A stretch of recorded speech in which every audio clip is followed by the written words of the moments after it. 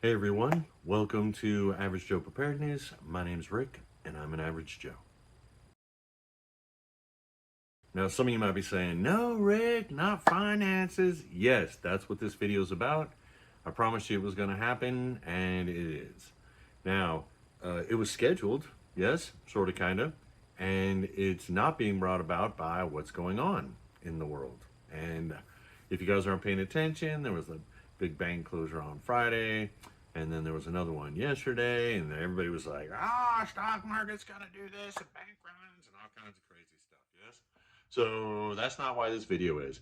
But I went out and looked at the feeds, and man, everybody's doing them. So I guess I'm late by doing this video now, or I was early by gonna schedule it. I'm not exactly sure. But yeah, we're doing it. And then another reason that encouraged me to do it was content creators. My God, I don't know what's going on with the content creators, but yeah, not going to call them out by name because I'm going to do it negative, but I am going to talk about it. Yes? Yes. Now, first things first, right here. I did finance videos like when I very first started the channel because I was like, this is what we're going to base stuff off of and we're going to build off of. And so I did them. And I recommend that you go back and watch them. And I'll tell you why. And as a matter of fact, now that time's gone by, now I'll plug the second one because I think there was a part 1 and a part 2. Yes? And the reason I want you to go back, and I encourage you to go back and watch those is because another thing I'm seeing in content creators is they're doing the dance. Yes? So they play and they say, oh, this is something, something. And then when it doesn't happen or when something goes on, then they go, no, I was always saying this. This is what I was always saying. And I've been watching your stuff for years. That's not what you said last year. That's not what you said a month ago. Hell, sometimes it's like, that's not even what you said last week. And this one content creator, it was like, that's not what you said 2 days ago. You with me? So if you want to go back and watch those, I already plugged them up there. You will see that basically what I say doesn't change. Yes, yes. And somebody might say, well, things should change. You know, you got to get with the times. And not disagreeing with you specifically on that point. However, there are some certain truths and certain facts that don't change. Water is wet, wind blows, fire burns. Yes? And if you boil everything down, including when it comes to your finances, there are certain things that don't change. And we're going to talk about those. Now, I'm going to try to keep it positive, and I may refer to some content creators that don't think it's one, because I'm going to mesh them all together, things that are just like, but I won't call them out. And if you're new here, the reason being is because I only call out people if I think they do something positive. If they do something negative, I don't call them out because it just starts fighting and war, oh God, you're arguing. And then people, they do these weird like YouTube video war things. Yes, not my style. You got to keep stuff positive. Yes, yay. Now, I'm a big believer in finances because I've said it again, I've said it before, say it again all the time. You cannot be prepared for anything if you have not handled your finances. And I'm also a big believer in taking accountability and responsibility. And that's why I think there's a certain segment of people in society that do preparedness. And, I'm stealing something from from a commenter, somebody who commented on one of my videos. And now I got to think of what it is because I usually say, okay, emergency preparedness, then just like regular preparedness, and then up here to worst case scenario, zombie apocalypse. And I'm going to sit here on the fly to remember what they said. Practical, there it is, practical preparedness. So I'm stealing it, and I'm going to let them know that I stole it, unless they see this video first before the comment. So I'm going to comment to them and say, I'm stealing that from you. Yes? So I didn't coin that phrase, but I like it. So here's what we do here. For average people, basic emergency preparedness, and then practical preparedness, not doomsday prepper. Yes? Yes. So to be practically prepared for anything in a practical matter, you have to have your finances in order. Yes? Because you have to acquire stuff and you can't be living in fear of being evicted or your electricity turned off or whatever. I've lived through those things and it doesn't bode well. Yes? And the first thing I'm going to start with is Ramsey. Now, I'm not plugging him so much as I have to because I was in a terrible position when it came to my finances. And it's been a while, and it takes a while to get out of it. But I was in a terrible position, and I happened to catch something of his, and so I applied it, and it worked. So, not plugging Dave Ramsey, I think that's what his name is, but it's his like 7 steps. You guys can Google it. It's like 7 steps to financial independence or something along those lines. Doesn't matter. I'm going to give you a couple of them. Well, I took them, maybe expanded them. I'm not exactly sure if I did it verbatim, exactly verbatim, the way he said. However, it worked. So that's what I'm giving to you guys. So, and I'm also going to apply my things, what I learned along my journey. Yes. So, because I don't know what may work for you or may not, none of this might work for you, but it may work for some of you. And I'm an advocate of financial preparedness and getting your finances in order. I'm a huge advocate. You don't want to hear the stories. Yes. I might tell you some. If you go through my videos, you may have heard some before, but it was terrible. I lived through it, and I don't really want anyone else to, unless they need to learn their lesson, and then it's karma and all that good kind of stuff, and that's not my business. So let's talk about it. The very first thing in my mind, and it's not on his schedule starts with something different, is you need to learn to live below your means. I'm sure he probably talks about it, but I'm telling you right now, if you keep living paycheck to paycheck, you are not going to ever get out of debt. It's not going to happen. You can do the math, people, and I do stuff math, not emotion, except trying to stay positive, but the math doesn't work. Now, so we're very specific. What I mean by never is I mean like 30 years or 40 years or 50 years. And I don't know if you could suffer that long without quitting. That's what I mean. So I don't want to use an absolute. So learn to live below your means and realize what kind of position you're in. So what I did was I got a book. I may have mentioned this in one of the other videos when I do it again. I got like a little records thing that had the columns, and I put every single one of my bills that I had, and it was mostly loans, signature loans, and credit cards, and then the car, but we'll talk about that later. And I put them in order, like lowest to highest, which one I owed the most money on, and I put it in the book. And then when payday came, I made minimum payments, and then we'll get to Ramsey here in a second. I made minimum payments on all of them except the lowest one. The lowest one, I made an extra payment to, and then when my next paycheck came, whatever money I had left in the bank, whether it was $2.36 or $27.52, that money went to that bill. Yes? Yes. Now that's just what I did, and we'll get back to it, and there was a reason for it, and there's a psychological thing and all this good kind of stuff. But going to Ramsey, the first thing he says to do is he says, get $1,000. Get $1,000, and you start that as your emergency fund. And it does a few things. That's not the end of your emergency fund. Emergency funds should be 3 to 6 months. There's an argument, and that's for everybody else to decide for themselves. 3 to 6 months of savings. The 3 to 6 months of what your bills are is you keep that in savings, and you keep it liquidable, where you can get a hold of it really easy, maybe in the bank or something. But the very first thing is $1,000 cash, and you keep it on hand. And you don't keep it where you can grab it easy. You hide it somewhere. And the reason being is $1,000, it's 80-20. $1,000 will pretty much cover 80% of emergencies, like a dishwasher going out, or the food needs to be replaced if the refrigerator goes bad, or maybe 2 new tires or something. You guys with me? So it'll solve a lot of problems as soon as you get that on hand. It's also psychological. First off, you'll feel more at ease because you know you have it. And the second reason is when it comes to building a savings of 3 to 6 months, you're like, oh my God, that's so much money. Yeah, but you already did it. You already got $1,000. You're already on your way. So it's a psychological thing. It knocks down walls. Yes? And that's what my book was for. And we'll get to it on the second step of Ramsey. Now, InfoU, I couldn't afford to do the $1,000. I had to do that later on. I had to do things out of order. And I think he talks about that sometimes you can do things out of order. It's up to each person. It's not set in stone. So the first thing I did was his step number 2, which is pay off your bills. So I had that book, and it's easier to see that you're winning when you can track stuff. And it's easier to see that you're losing when you actually start looking at it. And so when I was making minimum payments on all the bills except the lowest one, they were hardly going down. It was right there every month. It's barely going down, barely. And I could see that if I had stayed that way, I would have been in debt forever, or 30 to 40 years. Yes? But the opposite was true. On the lowest debt that I was making extra payments on, and then when my next paycheck came, I'm not joking, guys. When my next paycheck came, whatever money was in the bank also went to that. And so I could see that one dropping a lot faster than the others. You with me? And then people will argue about paying off debt that has higher interest and this, that, and the other thing. Listen to me. My opinion and my experience is no, go with the lowest one because you need to see victory to help motivate you. I'm just throwing it out there, guys. maybe I'm getting a little too serious. Let me lighten this up. You need to see victory so that way you can keep going. Because let me tell you what, man, going through your finances, finally trying to pay off all that stuff, it was painful. It was not fun, guys. You know, I don't want to get too serious and sound all like a bummer, but yeah, it wasn't fun. But what was fun was when I finally paid this one off, I would take the paper, literally, psychological. I would take the paper and rip it out of the book and ball it up and throw it in the trash and then go do something.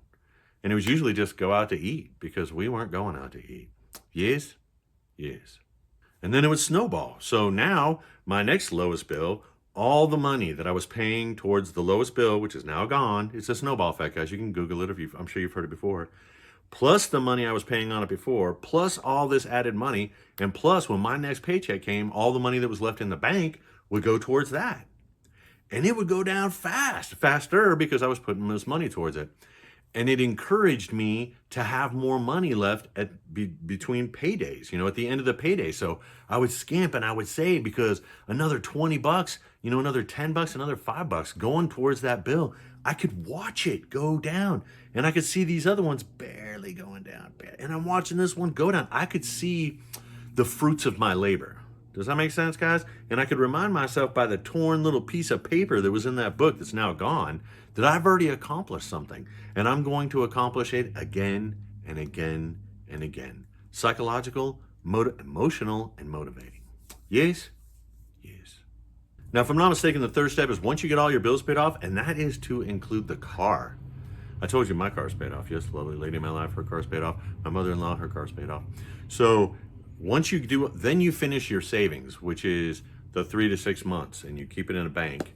And some people may argue with that. That's especially with what's going on now. But you keep the 3 to 6 savings. That's a big emergency fund, and that's to pay all your bills for 3 to 6 months in case you lose your job or in case the economy blows up or recession, depression, whatever. You with me so far? If you got 3 to 6 months of your normal bills saved up, you are way, way ahead of the game. Considering, what are we looking at, guys? 80% or 75% of everybody in the United States lives paycheck to paycheck. And there was something like 80% of the people in the United States don't have $1,000 in their bank on a regular basis in savings. Not the active checking that pays the bills. You are way, way ahead of the game. Yes? Yes. Now, once you get past that, and even before that, even up till now, it's to each person their own, how they want to use these rules or not use these rules or guidelines or whatever. I'm just telling you what worked for me. My credit score was crap. I was massive amounts of in debt. It was terrible. Don't ask, guys. But I'm not anymore. I got out of it. My credit score is up there. Yay. I'm not trying to brag, guys, because this took a long time to get from point A to point B, and there was a lot of stumbling on the way. So, and a lot of pain. So don't experience my pain. Please get your finances in order. Yes, because although I'm not fantastic and I don't have, everything taken care of, like we still have a note on the home, which we're paying off quickly, and we have a great interest rate, blah, blah, blah, schmaggity. But anyways, we haven't checked all the boxes yet, but I can feel it, and I am grateful that I am way ahead of a lot of people out there, and I really feel bad for them. Yes? Yes. Okay, we're going to end that there. If you guys want to, I already plugged those 2 videos. I'm not going to do it again. If you guys want to go back and watch those, they're longer, more in depth, and blah, blah, blah, yakety schmackety. Yes, I'm not going to relive all that. So, but let me just tell you from my heart, being in debt, especially as bad as I was, it was a torture. It was a bad thing. I don't wish it on anyone. I wish everyone had the best opportunity they could to get out of it. Yes? Okay, so now we're going to roll over to content creators and what's going on in the world. So I actually watched a bunch of content creators this morning before all the things opened up, the stock market, and everybody was like doom and gloom. And I'm like, I don't know. We'll have to wait and see. And it actually wasn't that bad for some things, and it was bad for others because you don't know what's going to happen. I'm never going to come on here. Let me rephrase. I will rarely come on here and tell you what's going to happen. If you go back and watch all my videos, I've said things like the stock market's going to go up and down. Interest rates are going to go up and down, probably go up. Or inflation's going to go up. It rarely comes down. And things are going to cost more. And I'm pretty sure I haven't gone out on a limb in saying those things. Yes? Yes. And I don't understand why the content creators in this genre that we're on right now are doing the same thing that mainstream media is doing, where they have to get out in front of a story and be wrong most of the time instead of going with the story or learning lessons. You see what I'm saying? I don't know why they're always trying to jump out there. It doesn't make any sense to me, especially since most people in this genre complain about mainstream media. You see what I'm saying? I don't understand why there's some content creators, again, I mentioned it, that change their tune. And I don't mean like they've got life lessons and they've learned stuff and they're just like, hey, yeah, I got a life lesson and so I learned this. No, they're like, last week they were saying this, I guess because it was popular, and this week they're saying this because it's popular or trending, or I don't know. So if anybody can call me on it. If you go back and watch any of my videos and I made something, a statement, and then I changed my tune, let me know, please. Seriously, because I don't know that I've done it. I don't. Yes, yay. So just be wary of those individuals. That's all I'm saying. I'm not saying they do it intentionally. I'm not saying they're bad people. I'm just saying be wary because, man, the whole juggle thing and changing stuff up, that's not a good way of going. You with me? You don't get a lot of security in life, and I like security. So now, again, I'm not calling out the content creator, but this was just something that irked me, so I'm going to bring it up to you guys just to, if nothing else, get it off my chest. But again, something to watch out for is when people talk, and I saw another content creator bring them, when they talk with such authority, when they're like, meh, meh, meh, meh, meh, meh, meh, meh, meh, meh, meh. And I'm like, okay, that's cool, but you're just a content creator on YouTube. You know what I'm saying? And I've been watching you for a while, and it's not like you have an education on this. It's not how you were like rich because you did this one thing. You're just, for some reason, you're just acting like, you know, with such authority, you should listen to me. And I'm like, yeah, especially when the information's wrong, you just Google it. Yes? Yes. So although this is connected to finances, it doesn't necessarily have to do with finances and what's going on right now, blah, blah, blah, yickety schmaggity. But anyways, here's the thing that just got me, because they were talking about, like, a lot of people recommend, and it's just, okay, disclaimer, not financial advisor, not financial information. You guys do you. I'm just talking about this stuff, okay? And it's like getting into gold and silver. People talk about that, gold and silver, and it's not an investment. It's not to make money. It's to maintain your money. And he was just going off on it. And he's like, because some people call it God's money. I don't, whatever. Some people call it constitutional currency because it's actually in the Constitution that our money in the United States was not supposed to be made by anything else except gold and or silver. You can look that up, by the way, instead of fiat currency. But he was like, no, that's not what gold and silver is. And he actually said, he's like, it's never, gold has never, or silver and gold have never been money ever in the history of man. And I was like, what? He said that gold and silver are just commodities. They've never been money. What money is what anybody thinks of it, and this, that, and I'm like, man, I can Google some stuff, and I'm not exactly sure that's how it works, but oh, okay, that's cool. So, just for you to be aware, and it just irked me so bad, I had to make this video. And am I going down? Am I going down? You know how I tell you in my videos I get a little dark? I hope you guys haven't said, man, Rick, you've gone dark. I'm out of here. I'll try to lighten it back up again. Yay. So it just irked me that someone would sit there with such authority and say stuff like that. And then I know the type of people, I don't know if you guys notice it, when they get called out on something or when something changes and people, then they're like, well, what I actually meant was this. And anyone like you guys with half a brain would know what I was talking about. But that person who called me out, obviously they don't have half a brain. And I'm like, oh, I hate people like that. You know what I'm talking about, right? They get called out and then they're like, oh, you knew what I was talking about. No, what you said was what you said. And then you belittle that person and then you suck in your fan base by saying, well, you guys knew. Yeah, of course you did. Yeah. All right, so let's lighten this back up. They get a little dark, but we're going to keep going with it. So gold and silver have never been money. Only this fiat, blah, blah, and all this good kind of stuff. Hold on a second. Wait, I'm going to go off camera, guys. Wait, I want to show you something. Look at this. Where's the thing? You guys know what that is? It's a dime. And it's a dime before 1964. Can anyone tell me what the big deal about this is? Well, besides it's constitutional currency, because the Constitution said that no currency in the United States was supposed to be made with anything except gold and silver. This is 90% silver. And look, it was money. Yes? Hold on, I'm not done. And this, you guys see what that is? These are for demonstration. I just got them because I just needed to make this video. See what that is? That's a quarter. And it's before 1964, which means this is 90% silver. And look, it's money. Yes? So the whole thing, like, yeah, money, There's never been blah, blah, blah, schmackety. Hold on, I got more. Now to keep it light and get you guys to laugh, all right, hold on a second. I don't know if you guys know this. You guys know what this is? It's a penny. No, it's not gold or silver, but it is prior to 1982, which means this is actually made out of copper. Another metal, which is almost becoming a precious metal. You'd be surprised. They stopped making pennies out of copper because copper is so expensive. And I just read in the news not that long ago that supposedly there's like not enough copper. I thought that was kind of funny. So, but let's say now I'm gonna jump and then I'm gonna come back. Okay. And again, I got this just for you guys. Let's say you did want to invest in gold and silver. Some people do paper. I'm not a big paper guy. I like stuff in it. But hold on a second. You guys ready? Again, I got this just for you. This, can you guys see it? That is 1 gram. Here we go. Where's the camera at? That is 1 gram of 999 gold. People will be like, Rick, what the hell are you going to do with that? And that is my point. What are you going to do with something like this? Because having things like that, I mean, how are you going to barter with it? How are you going to make change? A lot of people talk about that on, excuse me, a lot of people talk about that on their channels is, okay, if you have this, what are you going to shave stuff off?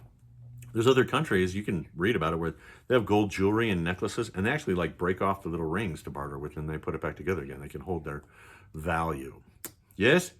But I'll tell you what, if you do a simple Google thing, there are, oh crud, I'm going to mess it up, 12 states in the United States, starting with Utah, of all places, back in, I think it was 2011. In those 12 states, did you know that gold and silver are now legal tender? So yeah, gold and silver are money. Just thought I'd throw that out there. And it takes like a minute to Google it and you'll find out. And more states are actually moving in that direction. Yes? Yes, gold and silver, money. But wait, there's more. Because they're money, they're not considered commodities anymore. And what's that thing when you get something, you buy a commodity, and then when you sell it and you make money, you have to pay taxes on it. I'm trying to think. I'll come up with it. This whole improv thing just gets me sometimes because I don't have all the answers. Capital gains tax. That's exactly right. Well, it looks like there might not, somebody might want to look at, I'll let you guys find that out. That because it's not a commodity anymore in those 12 states, that a capital gains tax doesn't really apply because it's actually money. Yes? Interesting. So 12 out of 50, I think it's 20, I looked at it, I think it's 24%. So 24% of the states in the United States, gold and silver are money. For goodness sakes. It took me like 2 minutes to find that out. You know what I'm saying? And there's more states that are moving in that direction. But wait, I got one more thing for you that I just thought was cool. I got it just for you guys. Give me one more second. Yes? So people might be saying, Rick, what are you going to do with that gold? I mean, we're going to sliver some off and do this stuff, and it's difficult. And you're absolutely right. Hold on, I'm going to show you something. And I happen to get this one from Utah because Utah was the first state to do the gold and silver. But this, you guys know what this is? Got it just for you guys. It's called a goldback. This is a goldback. It is 1/1000th, not a joke, 1/1000th of an ounce of gold. It's put on it. And that's a 1. That's why it's 1/1000th. And you see, it kind of looks like a form of currency, doesn't it? And they have one that are 5. And guess how much 999 24 karat gold is embedded on the back of those? That's right, 5/1000ths of an ounce. And the 10s, 10/1000ths of an ounce. They get bigger too. And the 20, 25s, whatever. That's right. It's all done by, and it's there and it doesn't go away. And you can actually use it like currency. Yes? Well, Rick, who the heck's, I mean, kind of, sort of, because it's a small denomination. You with me? And it can be broken down. But wait, there's more. You can go to the states. These are put out by, there's 5 states. So I said there's 12 states that accept, there's 5 states that they actually do these goldbacks in, and they're looking at doing more. And then you go to those states and you Google who accepts goldback, and it'll show you every single business, not just people, you know, if you want to barter with it, whatever. But there's businesses right now in those states. You can go to them and they have a sign on their door, and it shows it on the internet, their page on the internet, and their webpage. You can actually go in and pay for stuff with those. You're picking up what I'm laying down? Almost like it was money, but they're gold, but almost like they're money. Yes? Yes. So anyways, it just irked me so bad. I had to get all that together and do this for you guys after a 5-minute internet search. Yes? Yes. So, yeah. Anyways, I thought they were kind of cool too. It's like a little collective thing, maybe. I don't know. It's cute, but yeah, did it just for you guys. All right, I feel so much better. And I'll tell you what I'm not going to do. I'm not going to create a whole nother channel that's just about finances, because my main channel is this, and then I've got the ones with the, oh man, I forgot the name of that stuff. What's that thing where I charge you like $1 a month, or Patreon? Is that what it is? Yeah. So I'm not going to have a channel that's got like 3 levels of Patreon, then make another channel that's for finances because I know so much about finances, and then do another Patreon on top of that. Yeah, again, these are things you might be cautious about if you're new to preparedness and practical preparedness. Some of you new people, if there's anybody new here, they might be going, what the hell is up with this guy? And yeah, it's just, sorry, man, this is just me. Yes? So just be cautious where you get your information from. If you look some of the creators, they would have had you doing all kinds of crazy stuff today, and it wasn't necessary. But I will tell you what I did. So for full disclosure, I always do full disclosure. I'll tell you what I did is one of the banks that's being the hardest hit, the big banks, not the ones that actually, I didn't have any money in the banks that are being closed. I don't do crypto or startups or whatever the hell it is. But a lot of the mainstream banks, they're getting hit. Well, first, I have money in different banks because one time I couldn't get money out of my account for 3 days because supposedly there was a fire in a janitor's closet back in some building in Illinois or something like that. It was stupid. So I learned, I put my money in different banks, and I put stuff in big banks and I put stuff in local banks. Not financial advice. You guys do what you do. I'm just letting you know what I've done. So I have money in one of those bigger banks that right now their stock is taking a hit. I think it's closed now, but their stock took a pretty good hit. But I went out and I leave X amount of money in there, and I took the extra money out because like I had gotten a tax return back, and I'm like, well, they don't need to have that in there. I don't need it in there to pay my bills. I think I'm going to grab it. Yes? Yes. So admittedly, I went out and got some money. That's all it was some money out of one of those bigger banks that's being beat up right now. But I still have my money in the bank. I still have my bills to pay. I still got automatic stuff coming out. You guys with me on that? But I did take some out of that. And if everything goes well, I'll put it back in, or I'll put it in one of my other banks. You with me so far? So, and I'm about to go. I don't think it has anything to do with what's going on in the world, but probably tomorrow. I'll make a list today. And tomorrow I'm going to go shopping and fill holes, but I go shopping and fill holes all the time. Now, what I am doing is I'm keeping track of stuff. Yes, like I watched the market today. I checked on it fairly regularly. And I also checked on the big bank that I have. I checked on what was trending for them. That's how I know they lost like 7% today or something along those lines. Their stock value did. But there was nothing about run-ons or anything along those lines, which is what I was watching for. Yes? Yes. So a step up from emergency preparedness, now we're looking at practical preparedness. One of the good things about practical preparedness is, the same thing with emergency preparedness, is it brings you a sense of calm. That's the whole reason for it. That's the whole reason why I wish everybody was into emergency preparedness first and then working your way up into practical preparedness, which is where I'm going to put financial preparedness. I think financial preparedness, a sense of calm. Now, I'm not rich, guys. You guys look behind you? You guys see my hat, my jacket? You guys remember I changed the zipper out because I didn't want to buy another jacket. So I'm not rich, but I'm okay. You know, I don't have to worry about my next meal. I might have to worry about my next meal in like a couple of weeks or maybe a month if something happens. Oh yeah, that's another thing. On my last video, I said, yeah, I got like food. I keep food, and it was like 2 weeks. I totally flubbed that up because I actually went and looked afterwards. I was like, dude, you got more food here than 2 weeks. So I do. It's like a month at least. Yes. And if I thin out my soup, yep, might be like 6 weeks. Yay. Okay, hopefully I lightened it up there towards the end. I don't know how dark I got. If I did, I hope you guys forgive me. But you guys are not escaping without this. We're gonna do this. Yes, getting the readers, because you know what it is.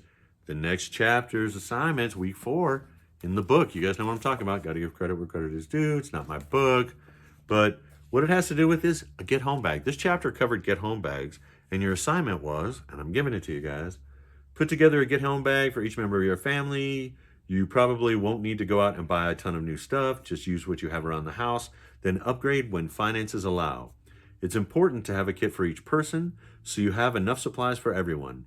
Obviously, small children won't be able to carry a huge pack, so limit the contents of theirs to the lighter stuff and pack extra food in the adult packs.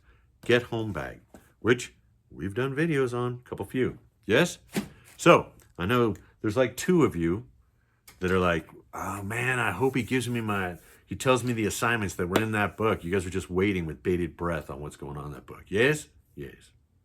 All right, guys. I don't know if you sat through this, but if you did, yay, good on you. So with that, I hope this finds you happy. I hope you are positive, and I hope to include finances. You are being prepared.